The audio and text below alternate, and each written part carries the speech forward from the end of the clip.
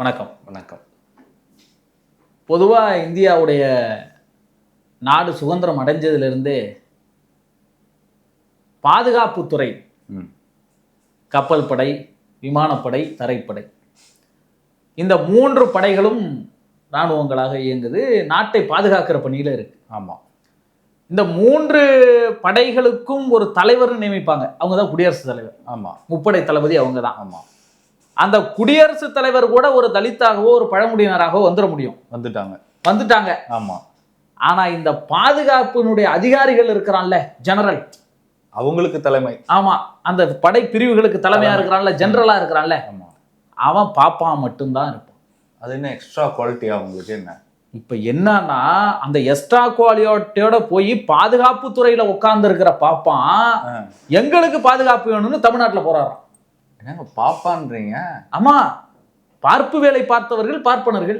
பிராமணர் பார்ப்பு வேலைனா என்ன? பார்ப்பு வேலை ஏதோ பார்த்துக்கிட்டு இருந்த வேலை மன்னர்களுக்கு. பார்ப்பு வேலை பார்த்தவர்கள் பார்ப்பனர்கள். ஆனா பிராமின்னு சொல்லணும்னு தானே போராட்டமே. சூத்திரன் என்று சொன்னால் ஆத்திரம் கொண்டு அடின்னு பெரியார் சொன்னார். ஆமா, சொன்னார்.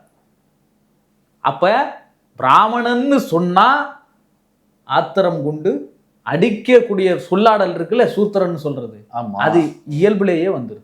அதுக்காக தானே போராட்டமே நடத்தியிருக்காங்க. பிராமணர்னு சொல்லணும், ஆமா, பாப்பான்னு சொன்னா எங்களுக்கு தரை குறைவா இருக்கு, மரியாதையா இருக்கு, இழிவுபடுத்துறாங்க, பிசிஆர் சட்டம் வேணும்ல கேக்குறாங்க. அந்த போராட்டத்தை நீங்களே பார்த்திருப்பீங்க. ஆமா. அந்த போராட்டத்துல கலந்துகிட்ட பல பேரே பிராமணன்னு சொல்லல. யாருமே சொல்லல. எங்களை அந்தணர்னு கூட கூப்பிடுங்க, பிரச்சனை இல்ல. எங்களை வேற ஏதாவது சொல்லி கூப்பிடுங்க, பார்ப்பனர்னு கூப்பிடாதீங்க. சரி, வேற என்னன்னு கூப்பிடணும்?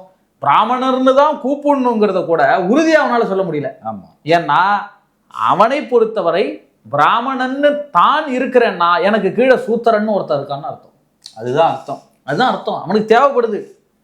எனக்கு கீழே சூத்திரன்னு ஒருத்தர் இருக்கான் அப்படிங்கிறது இன்னும் அவன் மண்டைக்குள்ள இருக்கிறதுனால அவன் என்ன பிராமணர்னு கூப்பிடுங்கிறான். பிராமணர்னு கூப்பிட சொல்லி ஆர்ப்பாட்டம் நடத்துறான். அதான் இப்ப என்னன்னா, ஆர்ப்பாட்டம் நடத்துறதுல ஒரு நல்லது இருக்கு. என்ன நல்லது?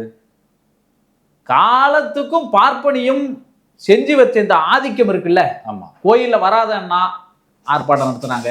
ஆமா. பார்ப்பனர் அல்லாதவர்கள் நடத்துனாங்க.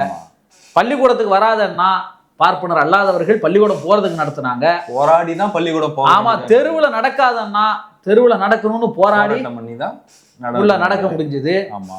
எங்கேயுமே நீ அமைச்சராவாத, சட்டமன்ற உறுப்பினர், எல்லா இடத்துலயும் எதுவுமே செய்யாதான்னா போராடிதான் வர முடிஞ்சது. இப்பதான் அவன் போராட வந்திருக்கிறான். எதுக்குடான்னா, அதுக்குள்ள போராடிட்டு எல்லாத்துக்கும் வந்துட்டாங்க, எங்களுக்கு இடம் இல்லைங்கிறான். எதுல இடம் இல்ல? உத்தியோகத்துல இடம் இல்லைங்கிறான். பொலிட்டிக்கல்ல இடம் இல்லைங்கிறான். அரசியல் அமைப்புல இடம் இல்லைங்கிறான். சரி, இப்ப கோயில்லையும் இடம் இல்லைன்னு அவனே சொல்ல ஆரம்பிச்சான். எல்லா கோயில் கருவேல அவன் தான் இருக்கிறான். அப்புறம் என்ன வெளியே ஆனா அவனுக்கு கோயில்ல இடம் இல்லைங்கிறான். இப்ப அவனுக்கு இடம் இல்லாததெல்லாம் பிரச்சனை இல்ல. அவன் உட்கார்ந்துருக்க சீட்டு பின்னால யாரை நம்ம வெளில நிறுத்துறோமோ அவன் உட்காந்துட்டானே, அந்த வைத்தறிச்சல் அதை நேரா சொல்ல முடியாம அவன் என்ன சொல்றான்னா, எங்களுக்கு இடம் இல்லை, எங்களுக்கு இடம் இல்லை. ஆனா நீங்க அவங்க ஒரு நாள் போராடுறத பத்தி சொல்றீங்க. ஆனா எந்த போராட்டமும் இல்லாம தானே இடபிள்யூஎஸ்ன்னு ஒண்ணு வாங்கிக்கிட்டாங்க. ஆமா, அது ஆச்சரியம் இல்லையா? ஒரு கடிதம் நீங்க போராட்டம் நடத்தல. ஆமா, பாருங்க, நீங்க இந்தியாவுடைய முதல் அரசியலமைப்பு சட்ட திருத்தம். ஆமா. தந்தை பெரியாருடைய தலைமையில எவ்வளவு பெரிய போராட்டம். ஆமா. பேரறிஞர் அண்ணா, காமராஜர் எல்லாரும் ஆதரிச்சு இந்தியாவுடைய அரசியலமைப்பு சட்டத்தையே முதல்ல திருத்த வச்சது தமிழ்நாட்டுல. ஆமா. அவ்வளவு போராடி ஒரு சட்டத்தை பெற்றது இடஒதுக்கீடு. ஆமா. மண்டல் கமிஷன் எவ்வளவு பெரிய போராட்டம், 11 ஆண்டு கால போராட்டம். அதே போல நீங்க இப்ப மண்டல் கமிஷன் நம்ம முதல் சட்ட திருத்த சொல்றோமே, அதே போல பட்டியல் மக்களினுடைய இடஒதுக்கீடு. புரட்சியாளர் அம்பேத்கர் சாதாரண எடுத்த உடனே அந்த கோரிக்கை ஏத்துக்கிட்டாங்களா? எவ்வளவு பெரிய போராட்டத்துல அந்த கோரிக்கை வச்சு அதுக்கப்புறம் ஒரு கட்டத்துக்கு மேல. ஆமா. அதே போல 69% இடஒதுக்கீடு போராட்டம். ஆமா. இவ்வளவையும் போராடி பெற்றா கூட அங்க உச்ச நீதிமன்றத்தை போய் அவனை சமாளிச்சு, அப்புறம் உயர் நீதிமன்றம், உச்ச நீதிமன்றம், எல்லா இடத்துலயும் போய் சமாளிச்சு வாங்குற நாம சத்தமே இல்லாம இடபிள்யூசின்னு சொல்லி 10% நிறைவேற்றிட்டான். யாருமே கேட்கல. ஆமா. ரஷ்யாவில இருந்து புரட்சி பண்ண வந்தவங்க கூட இங்க கேட்கல. யாருமே ஆதரவா வாக்களித்தார்கள். யாருமே கேட்கல.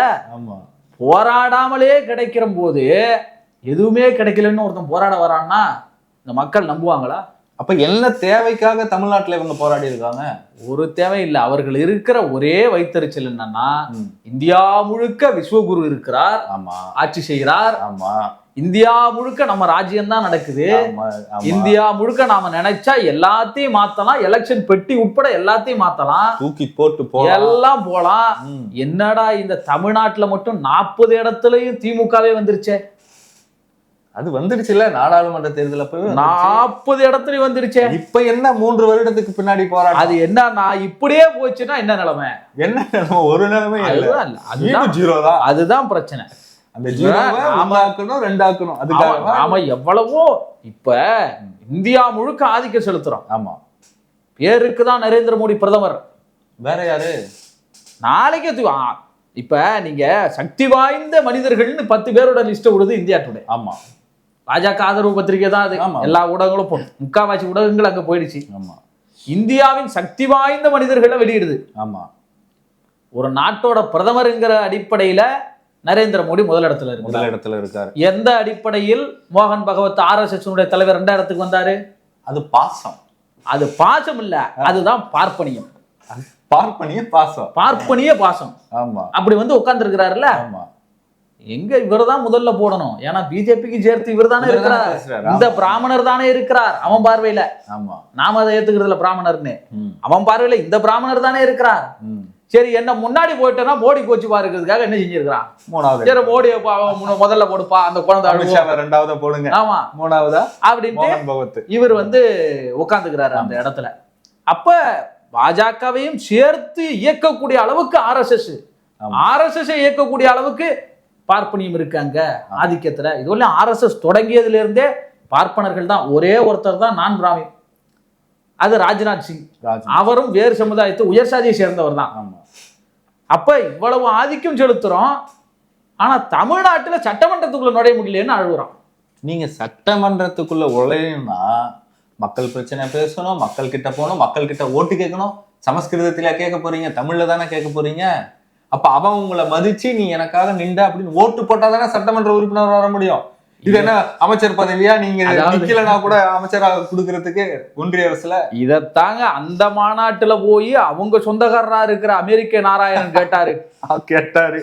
அவரு ஒண்ணும், நான் உங்களுக்கு ஒரு அறிவுரை சொல்றேன்யா, நீங்க போராடுறீங்க சரி, நமக்கு 4 பேர் வரணும்னா 4 பேருக்கு நம்ம போய் நின்னாதானேங்கிறது இயல்பு. ஆமா, இதத்தான் அந்த மனுஷன் கேட்டான். அதுதானே உலக வழக்கம். சும்மா இருந்தவன் அவனை என்ன நினைச்சானு தெரியல, கூடி இருந்தவன்லாம் இவன் நமக்கு தான் பேசுறான்னே தெரியாம உடனே கோஷம் போட்டு அதை கத்தி இன்னும் இறங்கு பேசாத. அவர் பேசும்போது சொல்றாரு, நமக்காக தான் நாம் பேசுறேன்னு அவர் சொல்றாரு. ஆனா இல்ல நீ இறங்கு அப்படின்னு சொல்லி. அதுல ரொம்ப முக்கியமானது என்னன்னா, அவர் பேசிட்டு இருக்கும் போது பாரத் மாதா கி ஜெய் அப்படின்னு சொல்லி கோஷம் போடுறாங்க. இவர் பேசும்போது இவர் திரும்ப என்ன சொல்றாருன்னா, ஏன் நான் அதை சொல்ல மாட்டேன்னா வந்தே மாதரம்ங்கிறார். அதாவது ஒரு இந்திய தேசிய அடிப்படையில் இந்திய நாட்டை ஏற்றுக்கொண்டு சாதி மத பிரிவு இல்லாமல் நாமெல்லாம் இருக்கணும், ஒன்னா இருக்கணும் அப்படின்னு சொல்லி இவர் வந்தே மாதரம் சொல்லும் போது RSSம் பிஜேபியும் பிராமணர்களும் அங்க இருக்கக்கூடிய இந்து மக்கள் கட்சியை சார்ந்தவங்க வந்தே மாதரம் என்பதற்கு பதிலாக அங்க வந்து பாரத் மாதா கி ஜெய் அப்படின்ற கோஷத்தை முன்வைக்கிறாங்க. இது ஒரு முறை இல்ல, 2 முறை அவர் பேசும்போதும் மீண்டும் அவர் ஜெய்கின் சொல்லும் போதும் அவர்கள் பாரத் மாதா கி ஜெய் அப்படின்றத முன்வைக்கிறாங்க. அப்படின்னு சொன்னா இந்த நாட்டினுடைய கட்டமைப்பை, சூழலை, இறையாண்மையை, மதச்சார்பின்மையை கேள்வி கேட்க இடத்தில் அந்த ஒருவர் பேசியது வந்து அவங்களால பொறுத்துக்க முடியல. பாருங்க, அவர்களுக்குள்ள இருந்து அவர்களிடம் பேசுவது ஒரு சின்ன. அப்ப இதுல இருந்து என்ன தெரியுது? நீங்க ஜெய்ஹிந்த தூக்கி குப்பையில போடுங்க, நீங்க வந்து வந்தே மாதரம் தூக்கி குப்பையில போடுங்க, இந்தியாவை தூக்கி குப்பையில போடுங்க, சுதந்திர போராட்டம் தியாகி எல்லாம் போடுங்க, எங்களுக்கு பாரத் மாதா கி ஜெய். அப்ப அது தேச ஒற்றுமைனா RSS ஒற்றுமை, இந்துத்துவ ஒற்றுமை, பார்ப்பனிய ஒற்றுமை. அது பார்ப்பனிய ஒற்றுமை. ஆமா, இந்துக்கள் ஒற்றுமை எல்லாம் இல்ல. அவன் சொல்றான் இந்துக்கள் ஒற்றுமைங்கிறான். இந்துத்துவ பார்ப்பனிய ஒற்றுமை தான் அது. இந்துக்கள் அவன் பாட்டுக்கு அவன். அதனாலதான் அதை எந்த இந்துவும் சட்டை பண்ணவே இல்லை, எந்த இந்துக்கும் தெரியாது. அப்படிதான் இப்ப பிரச்சனை. இவங்கெல்லாம் இப்ப இங்க இருந்து போய் அத ராமர் கோயிலுக்கு இது போட்டு ட்ரெயின் போட்டு போனாங்கல்ல. ஆமா, அந்த மாதிரி அம்மையார் இருந்தாலாவது அனுப்பி வச்சிருப்பாங்க, அதுக்கும் இல்ல. ஆமா, எப்படியோ இவங்கெல்லாம் இங்க இருந்து ஒரு அர்ஜுன் சம்பத் தலைமையில ஒரு ட்ரெயின் ஏறி போயிட்டு உத்தரப்பிரதேசத்துல காசிலே இதை பண்ணியிருந்தாலாவது ஏதாவது புரோஜனம் இருக்கும். போற வரவனாவது வாங்க நீங்க ஏதோ பட்டையும் கிட்டையும் கொட்டு போட்டுட்டு இருக்கிறீங்க பிராமணரா அப்படின்னா சொல்லியிருப்பான். தமிழ்நாட்டுல வந்து பண்றான் ஒரு பய கண்டுக்கலங்கிறதா இப்ப பிரச்சனை. நீங்க இது சொன்ன உடனே எனக்கு இன்னொரு கேள்வி ஞாபகம் வருது. இப்போ இந்தியா முழுக்கவும் பிராமணர் இருக்காங்கல்ல, ஆனா குறிப்பிட்டு ஏன் தமிழ்நாட்டுல மட்டும் இந்த போராட்டம்? இந்தியா முழுக்க இல்லாம தமிழ்நாட்டுல மட்டும் ஏன் இந்த போராட்டம்? ஏன்னா தமிழ்நாட்டுல இருக்கிற பிராமணர்களுக்கெல்லாம் பிராமணர்களுடைய நன்மதிப்போ அல்லது அவர்களுடைய வளர்ச்சி குறித்தோ எல்லாம் கவலை கிடையாது. வேற என்ன கவலை? அவனுக்கு இருக்கிற ஒரே கவலை இங்கே திராவிட மாடல் இருக்கிறது. அது உங்களுக்கும் சேர்ந்து தானங்க முதலமைச்சர் சொல்லியிருக்காரு. இல்ல அவங்களால ஏத்துக்க முடியாததுக்கான காரணம் என்னன்னா, எப்படியாவது நுழைஞ்சணும்னு பாக்குறாங்க. முதல்வர் தான் தெளிவா சொல்லிட்டாருல, என்ன ஆரிய திராவிட யுத்தம்னு சொல்லிட்டாருல. ஆமா, அப்போ பொங்கிட்டானுல்ல. என்னையா இது, அவராவது பரவாயில்ல அதான் எழுதுனா ஸ்டாலின் மோர் டேஞ்சரஸ் கருணாநிதினு எழுதுனா. ஆமா, இதுக்கு ஒவ்வொரு காலத்திலயும் நீங்க பாத்தீங்கன்னா அண்ணாதுரை இருக்கிறாரு. ஆமா, அண்ணாதுரை என்ன இவ்வளவு தீவிரமா இருக்கிறாரு. எம்ஜிஆர் வந்தாரு உடனே ஜாலி ஆயிடுச்சு. ஆமா, ரொம்ப ஆதரவா இருந்தாரு. ஆமா, அப்புறம் கலைஞர் வந்த உடனே என்ன இது இப்படி இப்படின்னானுவோம். அப்புறம் ஜெயலலிதா வந்தாங்க, ஜாலி ஆயிடுச்சு. அப்புறம் கலைஞரே இந்த ராமானுஜர் அப்படி இப்படின்னு எழுதின உடனே அது ஒரு வகையான சரி பரவாயில்ல கொஞ்சம் குளிர்விட்ட மாதிரி இருந்துச்சு. அதுக்கப்புறம் எடப்பாடியார்லாம் அம்மையாரு எடப்பாடியார்லாம் என்ன செஞ்சாங்கன்னு தெரியும், சொல்லவே தேவையில்ல. அதுல எல்லாம் ரொம்ப பால் பாக்கெட் வீட்டுக்கு வர அளவுக்கு ரொம்ப மகிழ்ச்சியா இருந்தாங்க. என்னன்னா இப்போ திராவிட மாடல் முதல்வர் மு க ஸ்டாலின் அவர்கள் வந்தாரு. அவருடைய வருகைக்கு அப்புறம் இவர்களால வந்து உட்காரவே முடியலைங்க, எதுவுமே செய்ய முடியல. சாப்பிட்டா மு க ஸ்டாலின் அவர்களுடைய ஞாபகம் வருது, கோயில் பக்கம் இப்படி நடந்து போனா வருது, வராத எங்க என்ன வேலை செஞ்சாலும் அவர்களுக்கு திராவிட மாடல் காதல்லாம் முடிக்குது. ஏன்னா முதல்வர் மு க ஸ்டாலின் அவர்களுடைய திட்டங்கள் இவங்க சொல்ற இவர்கள் ஆதரிக்கிற பாஜகவினுடைய மாநிலங்கள்ல செயலில் இருக்கு. அங்க செயல்பாட்டுல இருக்கிறான். ஆனா இங்க இருந்து எதிர்த்துக்கிட்டு இருக்கிறான். சரி, இங்க இருந்து பல மாநிலங்களுக்கு தான் போச்சுன்னா உலக நாடுகள் கனடா பிரதமர் அப்புறம் எப்படி ஏத்துக்க முடியும்? வேற வழியே இல்லாம ஒன்றிய அரசினுடைய அனைத்து ஆதாரங்களும் தமிழ்நாடு தான் முதலிடம். ஆமா, எரியுமா எரியாதா உங்களுக்கு? அப்ப என்ன செய்யுதுன்னு பாக்குறான், எங்களுக்கு பிசிஆர் சட்டம் கொடுன்னு வந்து நிக்கிறான். எதுக்கு பிசிஆர் சட்டம்? ஏற்கனவே பிசிஆர் சட்டத்தை தமிழ்நாட்டிலேயோ இந்தியா முழுவதும் சரியா பயன்படுத்தல. ஆமா, இந்த நிலைமையில பார்ப்பனர்களுக்கு எங்களுக்கு பிசிஆர் சட்டம் கொடுங்கன்னு கேக்குறது எவ்வளவு பெரிய ஒரு பிசிஆர் சட்டம் கேக்குறாங்க. கெட்ட வார்த்தையில திட்டினாவோ இல்ல ஜாதி பேரை சொல்லி அசிங்கமா பேசினாவோ இந்த மாதிரி ஒரு எதிர்த்தாக்குதல் நடக்கிறதுக்கு முன்னாடியே அவங்க பிசிஆர் சட்டத்தை பயன்படுத்துறாங்கன்னு வச்சுக்கோங்க. பார்ப்பனர்னு பேசுறதுல என்னங்க பிசிஆர் போட போறீங்க? அதான் இப்ப வந்து அவரை இப்ப வன்னியர்னு சொல்றாரு, ஆமா, நாடார்னு சொல்றாரு, தேவர்னு சொல்றாரு, என்னென்ன சாதி இருக்கோ சொல்றாரு, பறையன்ங்கிறாரு, தேவேந்திர குல வேளாளருங்கிறாரு. இப்ப இதுக்கெல்லாம் பிசிஆர் போட முடியுமா? எப்படி போட முடியும்? அப்ப பார்ப்பனருங்கிறது மட்டும் எப்படி வந்து தப்பாகும்? அதுக்கு தானே பிசிஆருக்கு போராடுறாங்க. இவன் போராட்டமே ஒண்ணும் புரியலையே. அவன் சும்மா கூடி களையிறதுக்காக போராடினாங்கிறது. அதான் சொல்றேன், எங்களுக்கு எல்லாம் ஒருபடி மூளை கூடம்பாங்க பாருங்க ஒரு மாமி. ஆமா, அந்த கூட இருக்கிற மூளை சிந்திச்சது அதனுடைய வெளிப்பாடுதான்.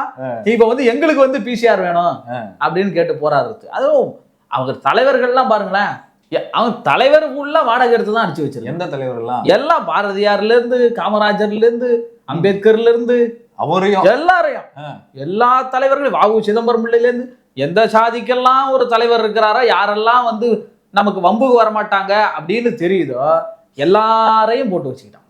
ஆர்ப்பாட்டத்துல இருந்தவங்க சீமான் மாதிரி. ஆமா, ஆர்ப்பாட்டத்துல இருந்த விட பேனர்ல தலைவர்கள் படம் அதிகமா இருந்திருக்கு. அது என்ன எதுக்காகன்னா அதுல ஒரே ஒரு தலைவர் மட்டும் இல்ல. யாரு? தந்தை பெரியார். இப்ப எதுக்கு அவங்களுக்கு எல்லாம் பதறனா, இந்த தலைவர்கள் இருக்கிற சாதியெல்லாம் திரட்டி சாதி இல்லைன்னு ஒரு தலைவர் சொன்னார்ல பெரியார். ஆமா, அந்த தந்தை பெரியாரை நம்ம எதிர்க்கலாம். இவன் எல்லாத்தையும் போன பேனர்ல போட்டு இவங்க பேனர்ல போட்டவங்க பெரியாரோட ஃப்ரெண்ட் ஆச்சு. அதுதான் அவங்களுக்கு சிக்கலே.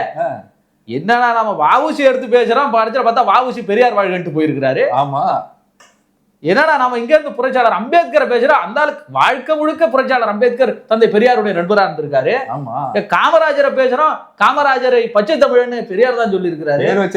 நானும் எடுத்து பொறுக்கி போட்டு பாக்குறேன், அந்த ஆளுங்க எல்லாமே வரலாற்றுல ஏதோ ஒரு காலத்துல தந்தை பெரியார் வாழ்க்கை போயிட்டாங்க. அப்ப யாருதான் இந்த போராட்டத்தை ஆதரிச்சது?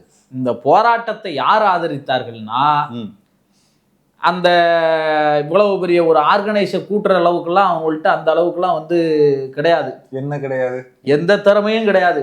ஆள் பலம் கூடுறதுக்கான ஆளுலாம் என்ன நல்ல பலமா தானே இருக்கிறானோ, ஆளுலாம் நல்லா பலமா தானே இருக்கிறானுவா.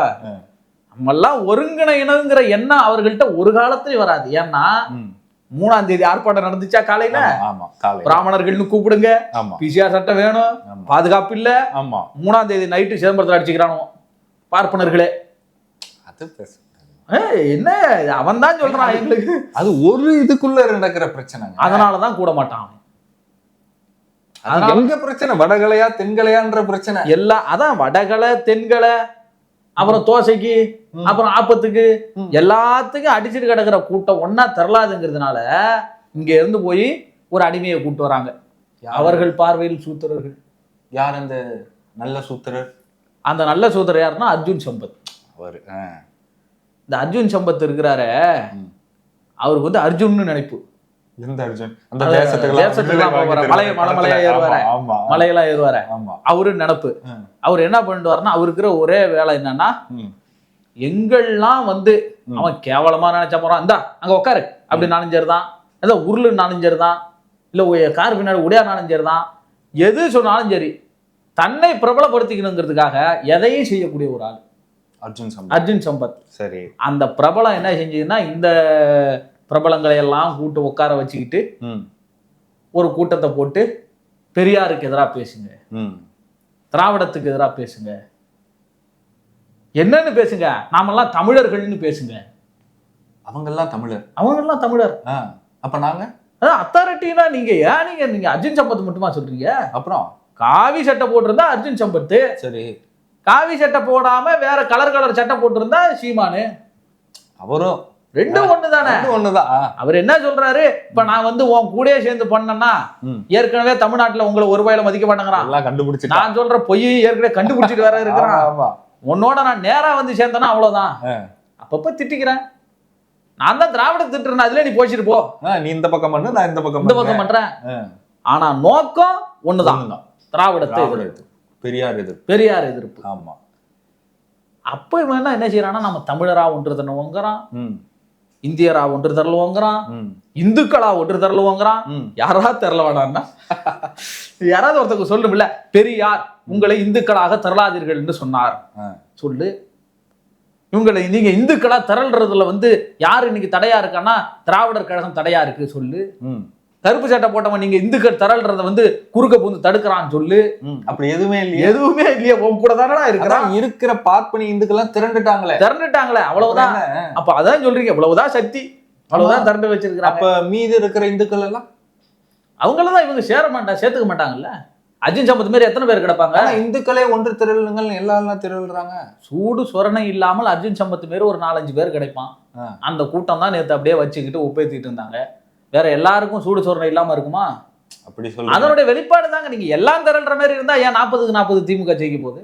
ஆமா, இத்தனைக்கும் சனாதனத்தை ஒழிப்போம் சொன்னதுக்கு அப்புறம், ஒழிப்போன்னு சொன்னதுக்கு அப்புறம் அவ ஒரு மனசாட்சி வேணாமா? அதே நாள்ல அங்க ஒருத்தர் ஆந்திராவில, ஆமா ஆந்திரா, என்ன ஒரு பவன் கல்யாண் அவர் பேரு. ஆக்சுவலி லட்டுல மாட்டு கொழுப்பு கலந்திருக்குன்னு சொல்லி மாட்டிக்கிட்டானோ, அவங்களா மாட்டிக்கிட்டானோ. விசாரணை கமிஷன் அமைச்ச பிறகு ஒண்ணும் இல்ல, விசாரணை வேணாங்க ஐயா, ஏதோ ஒண்ணு கிளப்பணும், இப்படி கிளப்பணும், கடைசியில் அது எங்களுக்கு எதிராக திருப்பிடுச்சு, விசாரிக்காதீங்க அப்படின்னு நிறுத்தி வச்சுட்டு என்ன பண்றதுன்னு தெரியாம இருந்தவர் என்ன செஞ்சாரு, சனாதனத்தை பாதுகாப்பு படை, ஆமா படையை ஒண்ணு உருவாக்கி இருக்காரு. ஆனா யாருமே என்ன செய்யலன்னா, ஏண்டா நீ இந்த லட்டு விவகாரத்துல தானடா இந்த படையை கிளப்புன, ஆமா அந்த லட்டு விவகாரம் என்னடா ஆச்சுன்னு ஒரு பயிலும் கேட்கல அவனோட, விடுங்க அதான் அப்படியே போயிடுச்சு. அதுதான் வித்தியாசம். அங்க கேட்கல, தமிழ்நாட்டுல கேள்வி கேட்பான். அந்த கேள்வி கேட்கிற திறமையை தந்தை பெரியார் வளர்த்து விட்டு இருக்கிறாரு. ஏன் எதற்கு எப்படின்னு கேளுன்னு சொல்லி கொடுத்திருக்கிறாரு. நீ பட்டைய போட்டிருந்தாலும் அந்த கேள்வி வரும், நீ கழுத்துல ருத்ராஜ கோட்டை போட்டிருந்தாலும் அந்த கேள்வி வரும். அப்ப நீ மத அடையாளங்களை ஏற்றிருந்தாலும் கூட, பக்திமானாவே இருந்தாலும் கூட, என்னை ஏன் உள்ள விட மாட்டேங்கிறன்னு ஒரு பார்ப்பானை பார்த்து கேள்வி கேட்டா அங்க பெரியார் இருக்கிறார். அப்ப இவங்க காசெல்லாம் செல்லாபடியாதுதான் ஆகுன்றீங்க. அதுதான் இப்போ அவங்களுக்கு இருக்கிற சிக்கலே. நாங்கள் எவ்வளவோ சொன்னாலும் பெரியாரை இந்த தமிழ் சமூகத்திலிருந்து அகற்ற முடியலையே. அப்பப்போ ப்ரொடியூஸ் பண்றோம். யாரை ப்ரொடியூஸ் பண்றோம்?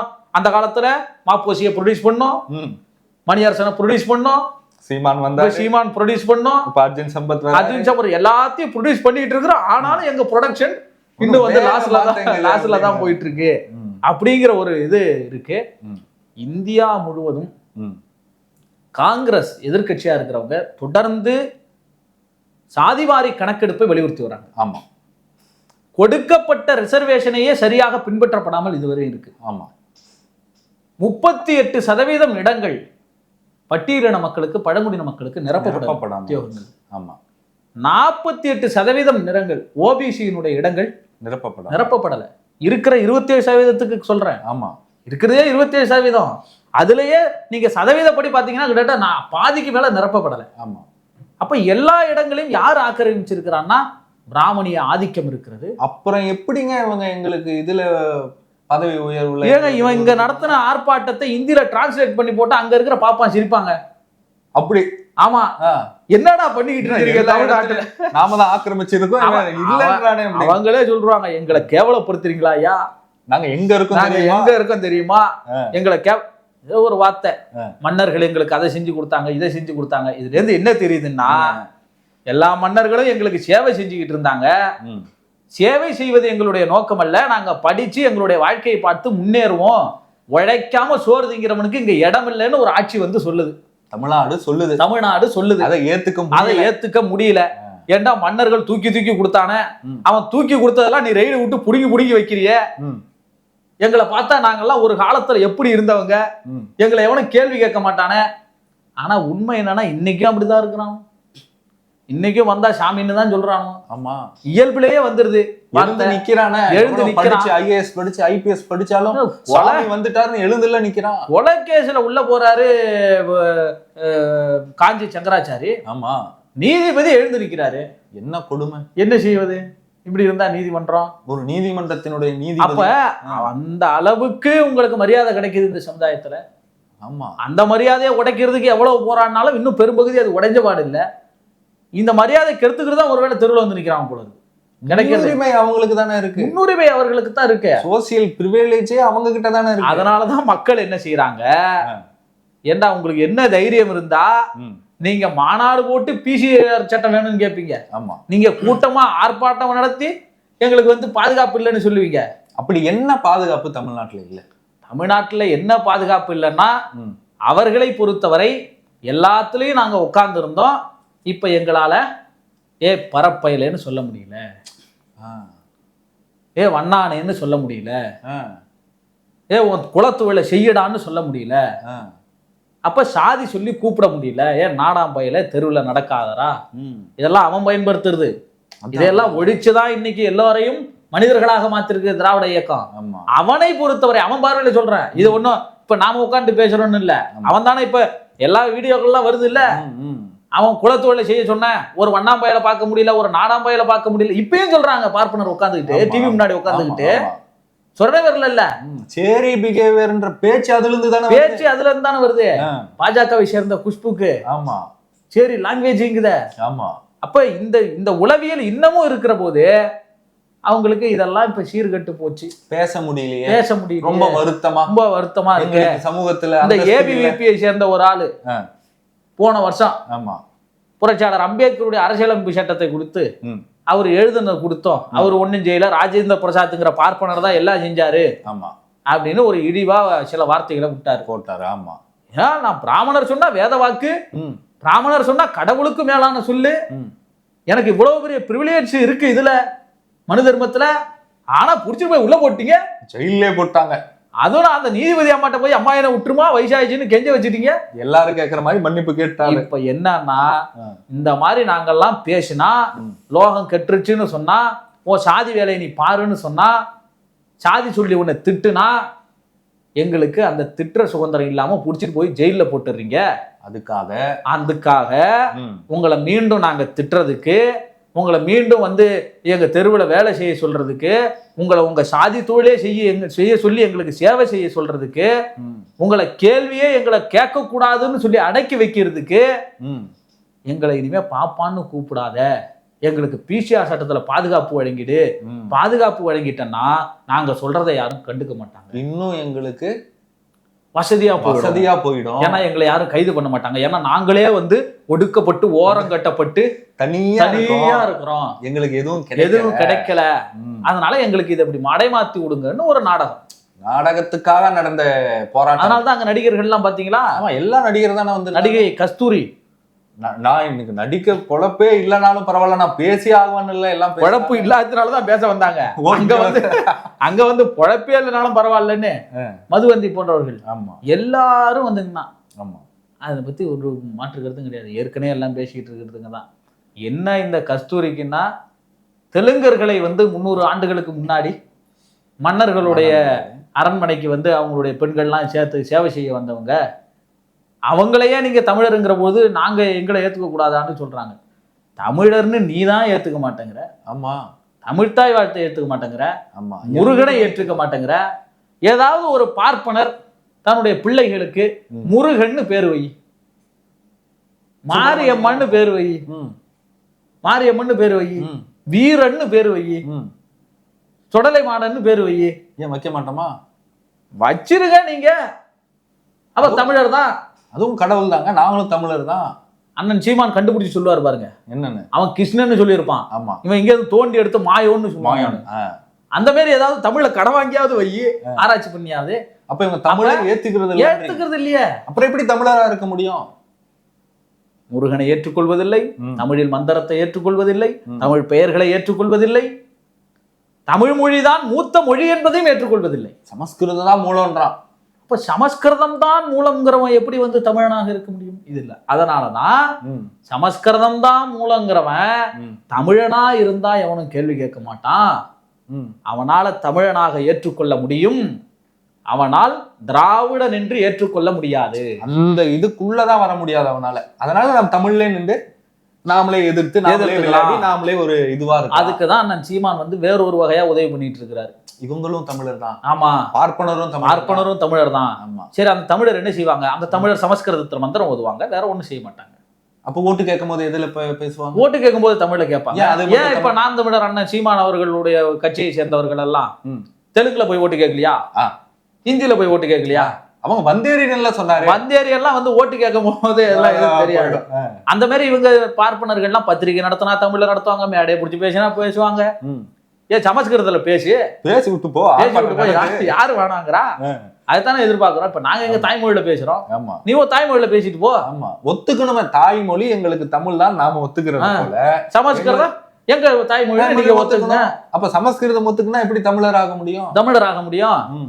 இப்ப இதனால இப்படிப்பட்ட முரண்பாடுகளுக்குள்ளா சிக்கிக்கிட்டு இந்த நாட்டில் இன்று வரை உயர் பதவிகளில், நீதிமன்றங்களில், அரசியல் துறையில், நிர்வாகத்துறையில், எல்லா துறையும், ரயில்வே துறையில, எல்லா துறையிலும் குரூப் 4 குரூப் 3 ரொம்ப இருக்கிறதுலே அடிமட்டமாக இருக்கிற அரசு வேலைகள்ல தான் ஒடுக்கப்பட்ட மக்களுக்கு இடம் போறாங்க. அதுவும் ஏன்னு கேளுங்க, அந்த கடினமான வேலைகளை அவன் செய்ய மாட்டான். ஆமா, ஆனா குரூப் 1 குரூப் 2 எல்லா பதவிகளையும் ஆக்கிரமித்து, மேல்நிலை பதவி எல்லாத்தையும் ஆக்கிரமித்து கொண்டு நீ வந்து இருக்கிற காலகட்டத்துல எனக்கு வந்து ஒண்ணும் கிடைக்கல, பாதுகாப்பு இல்லை, என்ன பார்ப்பான்னு சொல்லாதன்னா, தமிழ்நாட்டுல இருப்பவர்கள் ஏதோ கவனம் தேச திருப்பி அப்படி இப்படி இந்த விஜய் மாநாடு ஆரம்பிச்சாரு அப்படி இப்படின்னு எல்லாம் போயிட்டு இருப்பாங்க.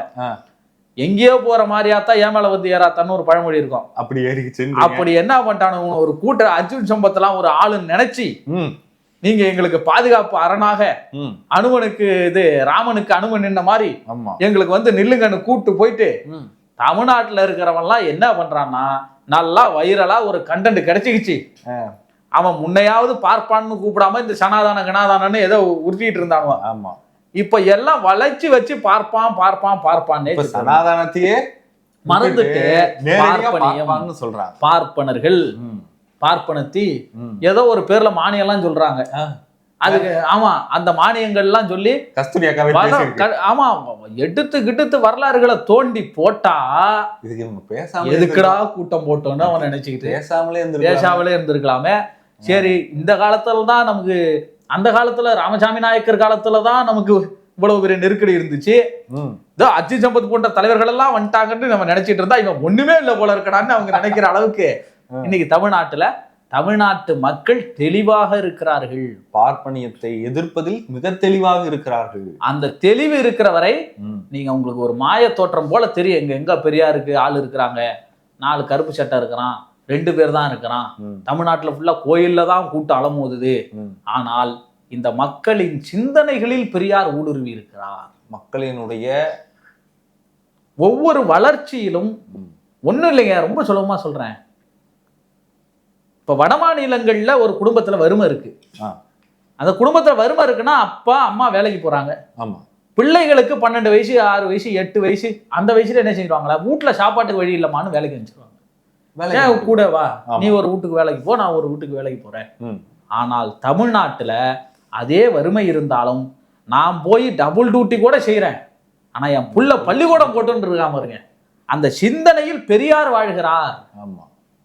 அந்த சிந்தனையில் பெரியார் வாழ்வதும் அந்த பெரியாருடைய சிந்தனைக்கு வலு கொடுக்கிற அளவிலே இந்த ஆட்சி, திராவிட மாடல் ஆட்சி நடப்பதும் தான் இவர்களால் தாங்கிக் கொள்ள முடியவில்லை. அவங்க இடத்தை எல்லாம் இவங்கெல்லாம் பிடிச்சுக்கிட்டாங்களே, நம்மளால ஒன்றும் பண்ண முடியலையே அப்படின்ற ஒரு ஆதிக்க வெறிதான் அது. ஆமா, அதனுடைய வெளிப்பாடு தானே தவிர இன்னும் பார்ப்பனர்களிடமிருந்து பெற வேண்டியவை நிறைய இன்னும் மிச்சம் இருக்கு. ஆமா, அப்படி மிச்சம் இருக்கிற மக்களிடத்துல ஒரு மாயத்தோற்றத்தை உண்டாக்கி நாங்கெல்லாம் ஒண்ணுமே இல்லைங்கிற மாதிரி ஒரு கிரியேட் பண்ண நினைக்கிறது. சிதம்பரம் நடராஜ கோயிலில் 2000 ஏக்கரை காணுன்ட்டு தேடிக்கிட்டு இருக்கிறான். கோயில் நிலங்களை என்ன ஆச்சுன்னு சொல்லி நீதிமன்றமே உத்தரவு போடுது, அதை ஆய்வு செய்யுங்கன்னு. ஆமா, குழந்தை திருமணம் நடத்தி வைக்கிறாங்கன்னு அதே நடராஜர் கோயில்ல காவல்துறை தடுத்து நிறுத்துறாங்க. கைது பண்ண முடியல. அப்ப இன்ன வள்ளி அந்த அதிகாரத்தை போராடுறாங்க. கனக சபை மீது யாராவது இந்த நாட்டினுடைய பூர்வக்கூடிய தமிழ் பெண்மணியை அடிச்சு வரட்டுறான். கன்னத்துல அடிச்சிருக்காங்க பாப்பா. இதே ஓதுவான் ஆறுமுகசாமியை தமிழ்ல தேவாரம் திருவாசகம் பாடாதன்னு துரத்தினவர்கள் தானே பார்ப்பனர் உருட்டி விட்டுட்டாங்கல்ல. அப்ப எவ்வளவுதான் கேவலப்படுத்தினாலும் மானமுள்ள தமிழர்கள் அதை எதிர்ப்பார்கள், பார்ப்பனர்களை எதிர்ப்பார்கள். ஆனால் மானமற்ற தமிழர்கள் அவர்களுக்கு அடிவரடியாக இருப்பார்கள். அந்த வேலையை செய்யறதுக்கு ஒரு கூட்டம் இருக்கும், அதை மக்கள் தொடர்ந்து நிராகரித்து கொண்டே இருப்பார்கள் என்பதுதான் தமிழ்நாட்டினுடைய வரலாறு. நன்றி, வணக்கம். நன்றி.